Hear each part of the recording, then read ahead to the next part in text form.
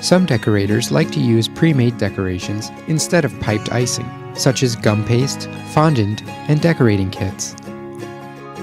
Gum paste is made of sugar and is edible, but it's not something that's very good to eat. It dries really hard and sometimes includes wires to anchor it into the cake.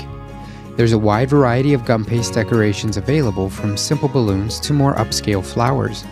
To place these decorations, lightly press them into the icing or the cake to secure them. Once they have been placed, go ahead and finish decorating the rest of the cake.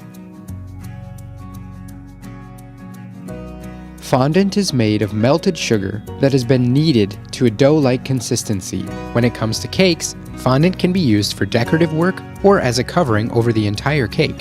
Fondant can be made from scratch or from a mix, and it's also available in a variety of pre-made styles. We'll show you how to work with pre-made cutouts. These can be applied directly out of the package to your cake. No cutout required here. If you're doing a buttercream cake, start out with it freshly base iced and sticky, and work with these fairly quickly because they will dry out if they're exposed to the air too long. These are made out of an edible medium. They may soften as they come in contact with the cake. If not desired, they could be peeled off. Things such as the bows are a little harder and are made out of sugar, but you probably wouldn't want to eat them. Just kind of start out with a pattern here, or it can be purely random. This is kind of a quick way to do some polka dots, which are pretty popular nowadays, so if you get a request for that and the customer likes it, you can certainly opt for these. So I'm just kind of varying it up a little bit here just to show you that there are varied patterns. You don't have to, this doesn't have to be totally even. There we have it, and then we can do a few on the top. You can always space them out like I've done here, kind of do one on one side and one directly across, and do them in a cross kind of pattern, and then you could go from there, and that'll kind of help you even them up if you've got an order that you want the dots to be even on the top. Kind of helps to break it up into sections to get them even.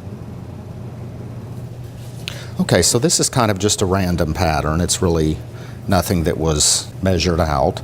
So once we've gotten to this point, I'm going to go ahead and I'm going to border the bottom just to kind of finish it off. I'm just going to do kind of a shell type border here.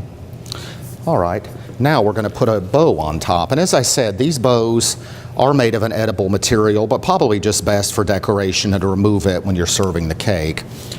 I'm going to go ahead and put a little dollop of icing in the middle, and that's just simply going to hold this bow in place and kind of angle it towards the viewer here a little bit. And there you go, it's kind of a little more of an upscale look. Besides piping your decorations or using other edible products, your department probably uses decorating kits or plastic toppers. Sometimes kits include specific decorating instructions, but generic decorations like balloons, flowers, and toy cars allow the decorator to be very creative.